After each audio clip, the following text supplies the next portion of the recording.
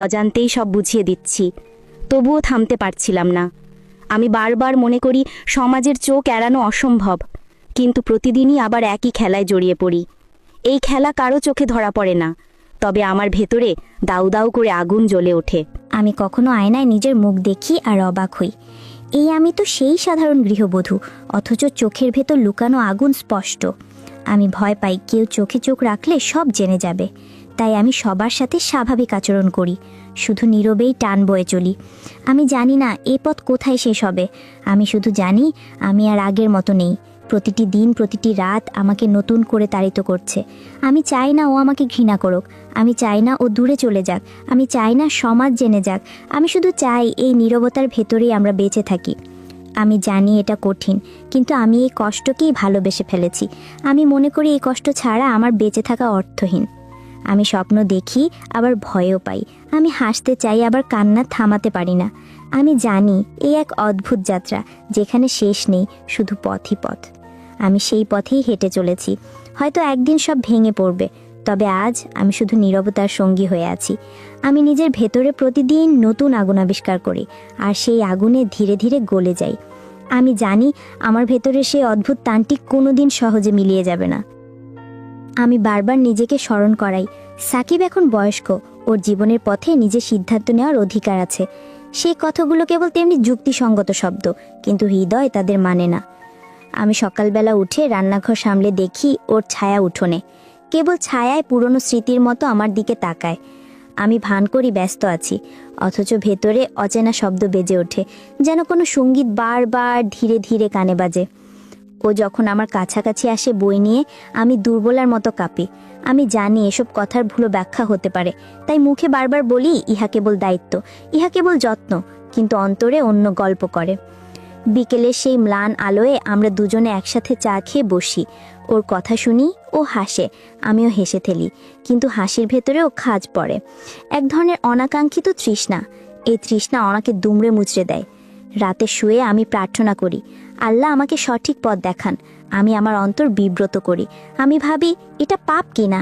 আমি চিন্তা করি যদি আমি আমার প্রয়োজন গোপন রাখি, ও যদি একদিন চোখ খুলে দেখে সব জানে, তখন কি হবে?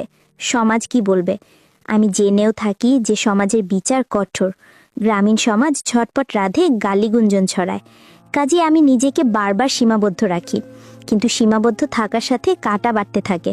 আমি নিজের মনকে বোঝাই, তুমি তো একজন বিধবা, তবু কেন এমনভাবে হৃদয় নড়ে? কখনো কখনো মনে হয় স্বপ্ন আর বাস্তব একে অপরকে টেনে টানছে। আমি প্রতিদিন ভোরে উঠে নামাজ পড়ি।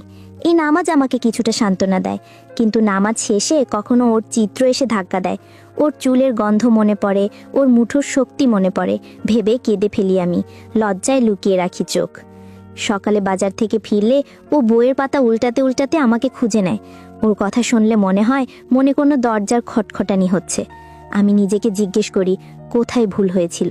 আমি কি কখনো কোনো ভুল করব? আর যদি করি, তবে কিভাবে ক্ষমা চাইব? আমি তাই চুপ থাকি। রাতের অন্ধকারে কখনো নিজেকে ডানায় মুড়িয়ে নিই, যেন ওই নীরবতা আমাকে ঢেকে রাখে। আর কখনো মন চায় জানালার পাশে দাঁড়িয়ে চাঁদের আলোয় ওর প্রতিচ্ছবি দেখব। আমি জানি এভাবে চলতে পারবো না। আমি চাই না ওর ভবিষ্যৎ নষ্ট হোক, তাই নিজের মধ্যে একরকম কঠিন নিয়মবদ্ধতা বসাই। যখনই অনুভব করি সীমা লঙ্ঘন হতে চলেছে, আমি নিজেকে সরিয়ে নিই, কাজ করি, খুঁটিনাটি কাজে মগ্ন থাকি। কিন্তু প্রতিবারই কোনো না কোনো স্মৃতি আমাকে আবার টেনে আনে। মাঝে মাঝে মনে হয় আমার জীবন বদলে যাচ্ছে। আমি আত্মরক্ষার নামে কত রকম ছদ্মবেশ পরিধান করি। কখনো বকবক করে নিজেকেই ব্যস্ত রাখি, কখনো কাঁদতে কাঁদতেই রান্না করি, কখনো গান শুনি যাতে মন নীরব হয়। এসব কৌশল কিছুটা কাজ করে, কিন্তু ভেতরের আগুন ক্রমে বেড়ে যায়। আমি ভাবি যদি আমি দূরে সরে যাই, ওর জন্য ভালো হবে কিনা।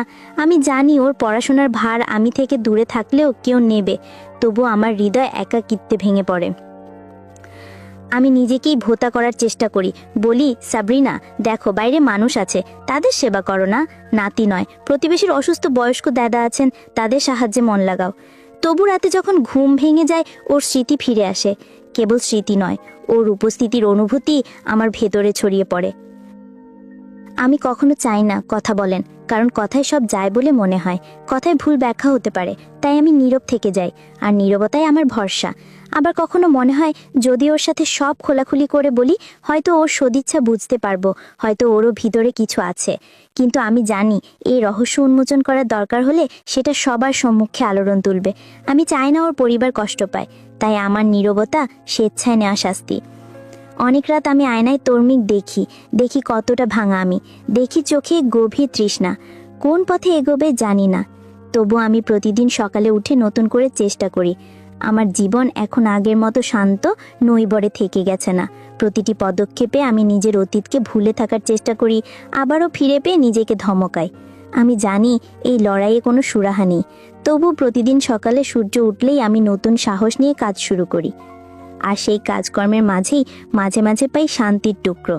তখন মনে হয় সত্যি বাঁচার মতো কিছু আছে। আর কিছুক্ষণের জন্য এই টানটা অচেনা আভাস হয়ে যায়। তারপরই আবার সন্ধ্যার নীরবতায় সব ফিরে আসে। আমি নীরবভাবে বাঁচি, নীরবভাবেই অপেক্ষা করি। কি হবে জানি না, শুধু জানি প্রতিটি